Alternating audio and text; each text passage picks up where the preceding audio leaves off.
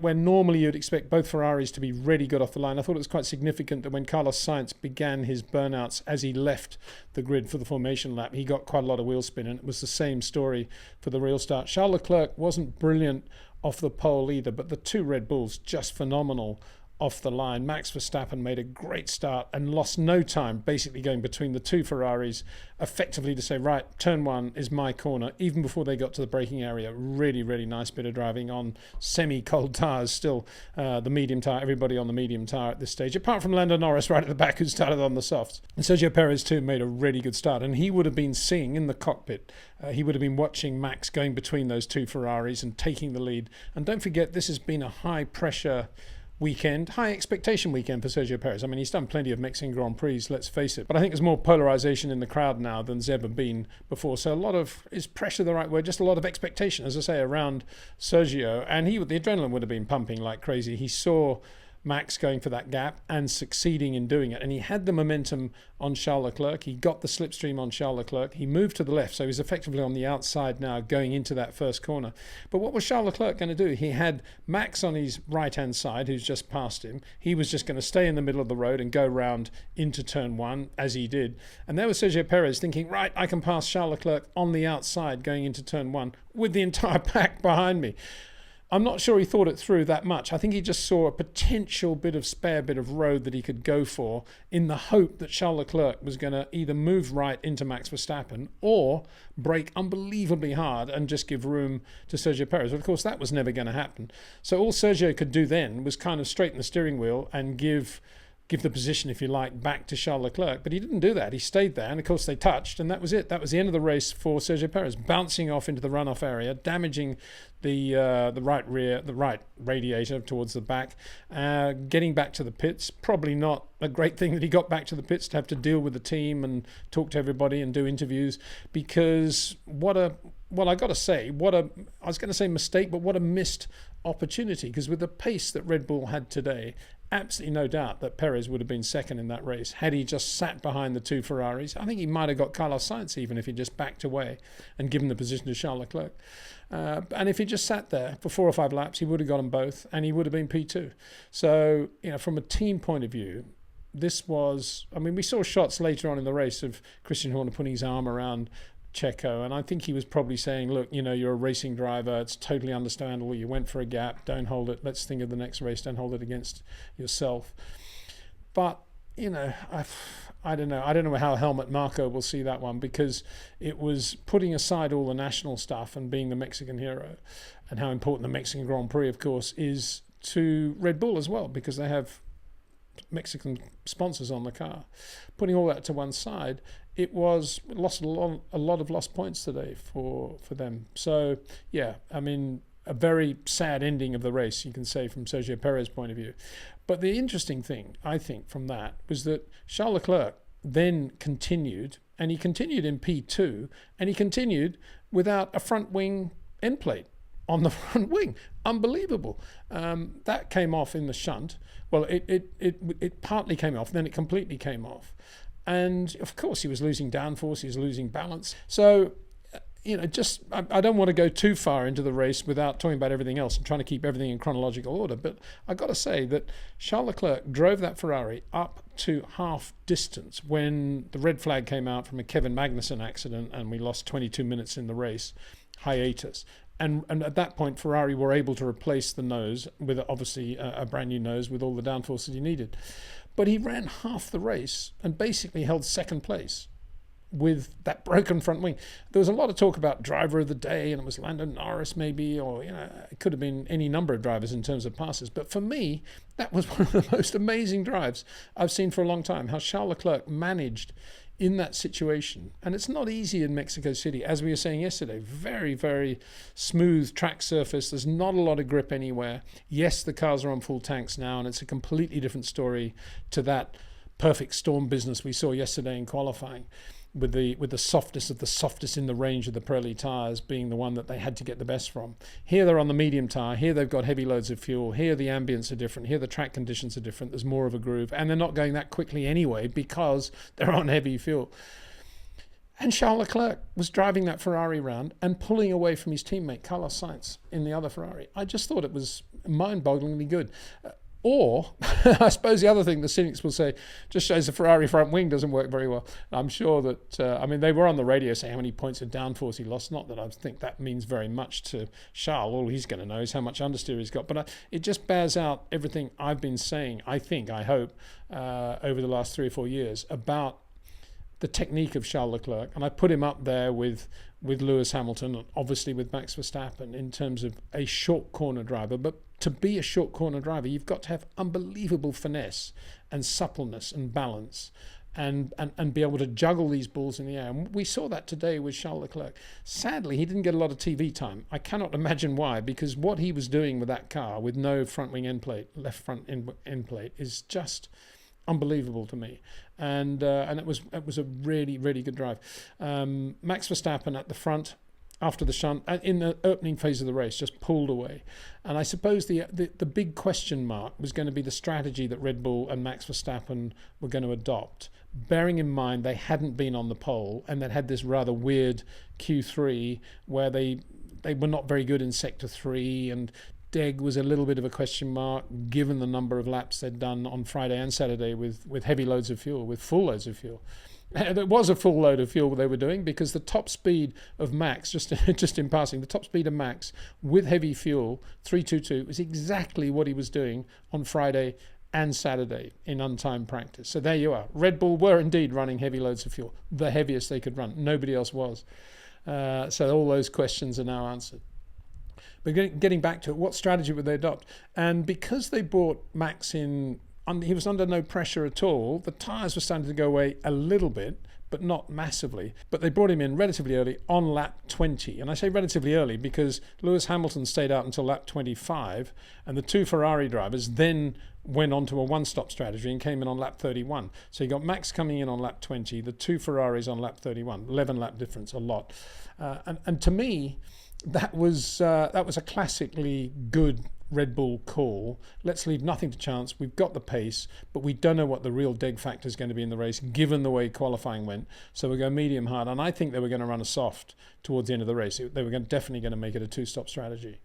And indeed, Max said after the race, the red flag when it came out, of course, everybody then put new tyres on the car, messed up their strategy. But we'll get onto that in a minute. Ferrari, by contrast, having got the front row, went into super conservative mode again and went into a one-stop strategy mode. And I think that was a mistake. Easy to say that after the event, but when looking at the potential race strategies and thinking about the way qualifying had gone, I'm wondering whether Ferrari thought, we have been in this perfect storm. It's going to be different in the race.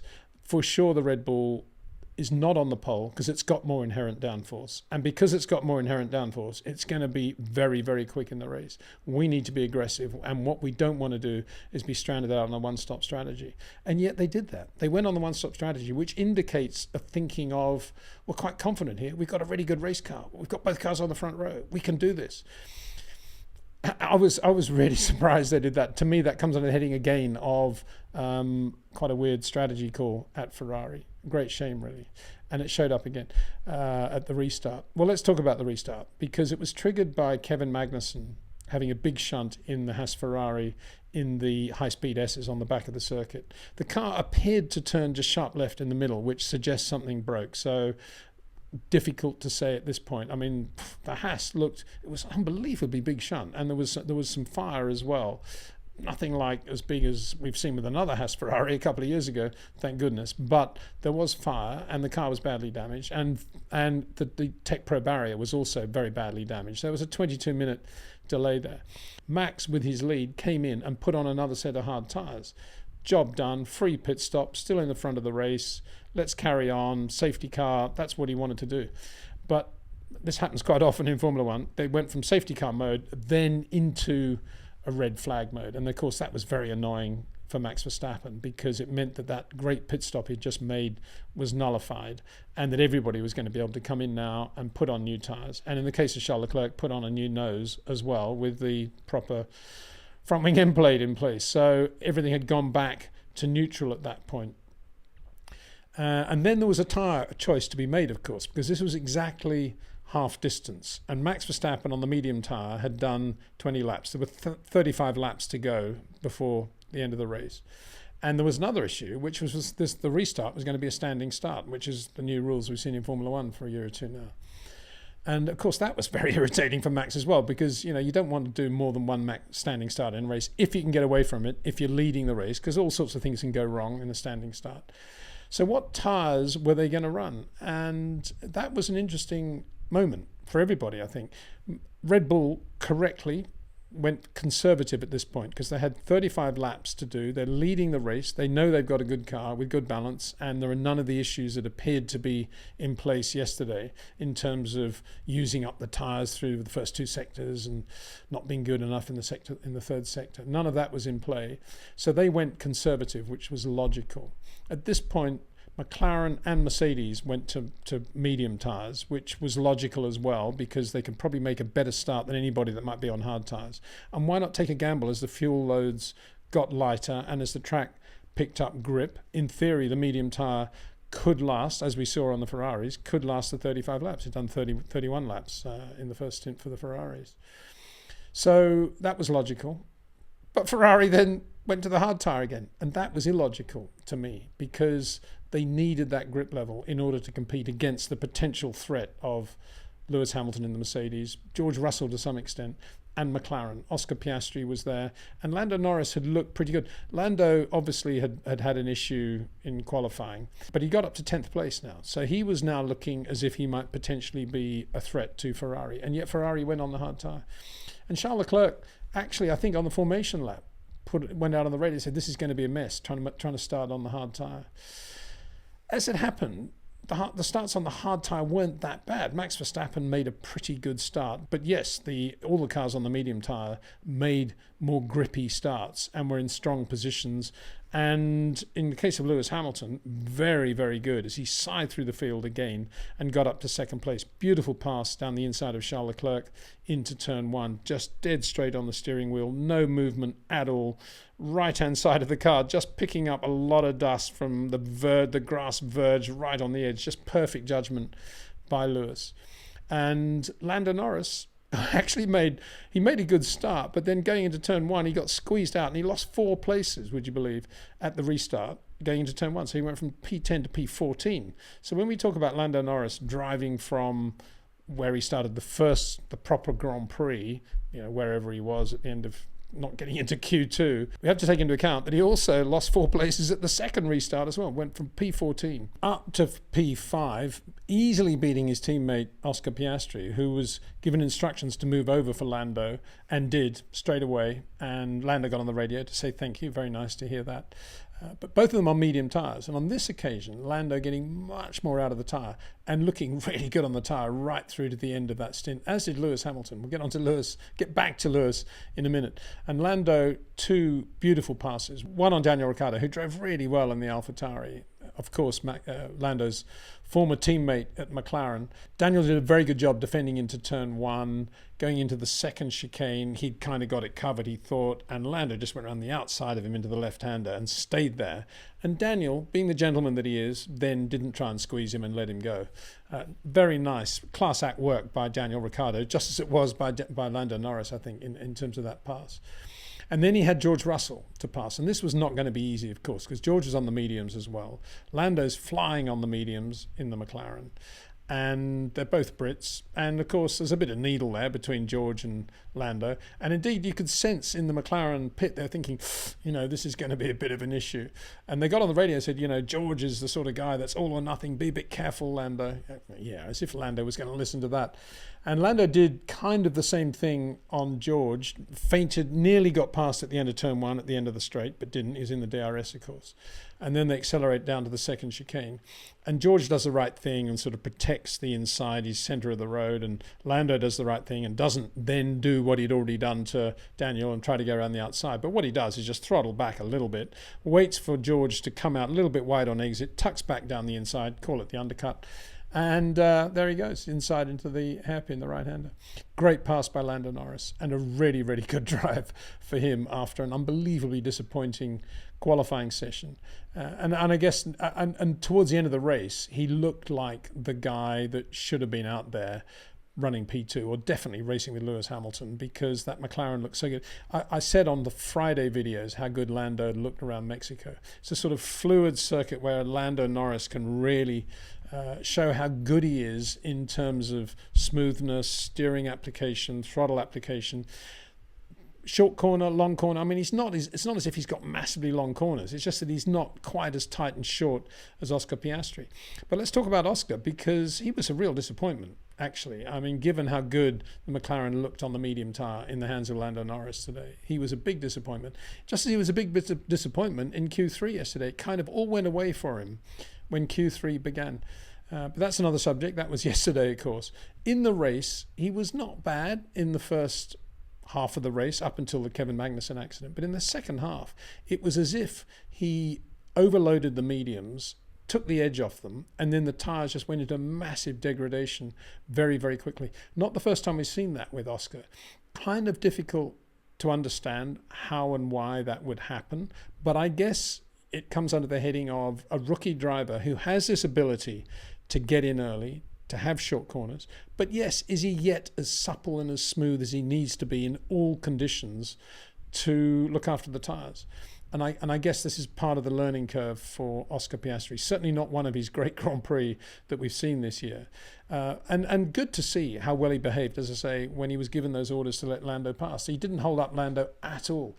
And he's an intelligent guy. So Max Verstappen started on the hard tyre, and as it happened, he had the two Ferraris behind him, but they were never in a position to challenge. He made a great start. By the time he came out of turn one, he was already 3 or 4 lengths ahead of Charles Leclerc, and he just pulled away after that. And he pulled away relatively quickly, because in his mind, in the mind of Red Bull, obviously the real threat was going to be potentially Lewis Hamilton on the medium tyres. But when Lewis got up to P2, he was 2.3 seconds behind Max. And then we just saw Max at his very best. 2.3 became 3.2, became 3.6, became 4.1, became 4.4.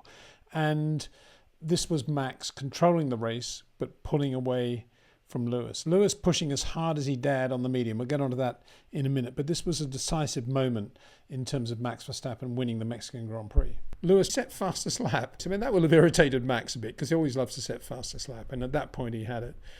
And Lewis said it on the last lap. Now that brought a smile, obviously, to everybody's face in the Mercedes garage. And certainly Lewis enjoyed that. But it was a weird thing. Now this is Lewis looking after the tyres and going a little bit slower than Max everywhere, virtually every lap, apart from one. And on the last lap, he does a 21.3. I mean, it's a cliche to say, well, where did that come from? But it has to be asked, because I suppose you would say, in the debrief afterwards, when it was all quiet, 21.3, Lewis, what were you doing? Of course, he would say, well, I wouldn't have been able to do that 21.3 unless I'd been looking after the tyres the way I had in the previous 10, 12 laps. And that probably is the correct answer. But it's an interesting one, isn't it? How quick he was. But then again, I suppose we don't know how quick Max would have been if he'd been able to had to respond to that 21.3. As it was, he had no chance, because it was on the last lap of the race. So, yeah, it was a little bit of an unanswered question there. If Lewis had known, I suppose this is the way to put it, if Lewis had known that the tyres were going to last to the point where he could do a 21.3 on the last lap, how much quicker would he have driven, how much more would he have pushed the tyres over the previous 12 laps? That's an interesting question. Of course, he doesn't know the answer, because, and it's purely hypothetical, because he never would know how long the tyres were going to last. And it was always a question mark if those mediums were going to go away. And they went away on the Piastri McLaren, big time. But they didn't on the Lando car, and they didn't on they to some extent did on George Russell's Mercedes, but they certainly didn't on the Lewis Mercedes. So anyway, Lewis finished second, nearly 14 seconds behind Max, but with fastest lap to his credit, and there were no issues in parc fermé. Well, I don't think there were at this time of the recording anyway. If they were, they wouldn't have been to do with ride heights. Charles Leclerc, an excellent third, I thought, for Ferrari, ahead of Carlos Sainz, who also drove well, but surprising. I don't know whether there were team orders going on, didn't hear anything, but surprising that Carlos wasn't able to, catch and pass Charles with that front wing damage, because if he had been there in the mirrors going a little bit quicker early on, Charles would have been thinking, well, I've got broken front wing, I'll better let Carlos go. But he was never near enough, even for that to come into discussion. I mean, that's the quality of the driving of Charles Leclerc today. Absolutely superb. Lando Norris, P5, thoroughly deserved from nowhere on the grid, twice speaking. George Russell, P6, ironically had got on the radio when he'd come in for his pit stop 2 laps after Lewis early on, lap 27, saying, why did you bring me in? Because, this has ruined you and my race. And they said, well, we're looking at what Lando Norris is doing. He's gone to the hard tyre from the soft, and you're racing him. We need to be conscious of that. That's why we brought you in. And he sort of said, Lando Norris, you got to be joking, or something like that. Something like that. I mean, it wasn't that. And there he was, beaten by Lando Norris. Please advise. Daniel Ricciardo, in the end, very good 7th. I mean, what a drive by the old veteran. Can we call him that? I mean, he drove really well in an AlphaTauri P7. Brilliant. His teammate, Yuki Tsunoda, was going very well in the second half of the race, and he'd started from the back as well, of course. And he's going very well up there with Oscar Piastri, much quicker than Piastri. And Yuki was on the hard tyre. Piastri was on the medium, just as a reminder. And, it's a little bit like the Perez thing.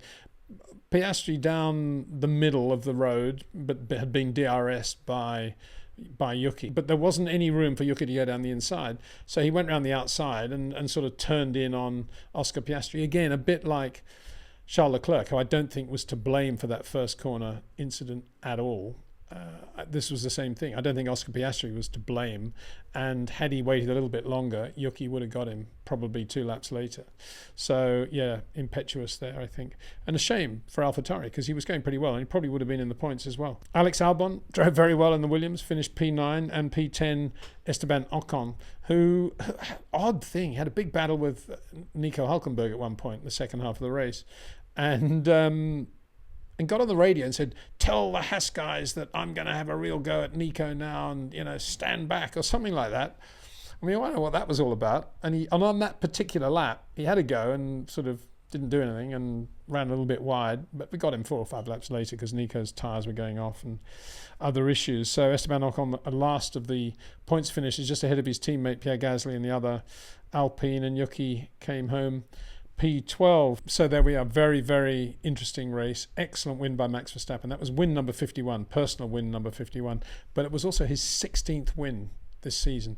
Now, of course, that is a new world record, but let's be fair about this. Statistics mean nothing in Formula One because so many things have changed over the years compared with previous eras. More races, safer tracks, safer cars, everything's different. So you can't really put it into a historical perspective. What you can say is that 16 wins is a big number.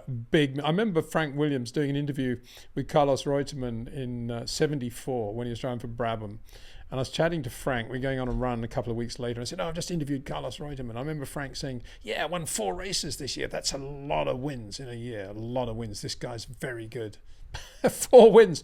Max has won 16 in one season. So, I mean, I don't know what to say about that really, other than that, don't get me started on statistics, unless it's done by a real statistician who can factor in all the changes that have taken place in Formula One over the years. And don't forget also the whole point scoring system has completely changed as well. Big thanks to Jetcraft, to Pitbox, and of course to you, the viewer, for watching, being part of this. We'll try and do some live streams, but it's getting a bit hectic, isn't it? All these triple headers. Brazil coming up next and Interlagos. Completely different sort of technical exercise to Mexico City. Great circuit as well. Looking forward to that. So we'll be doing a regular 3 videos. And if possible, I might do a live stream, but I've got to see what the workload's like at the moment. Anyway, we'll see what happens. Take care. Thanks for watching. See you soon.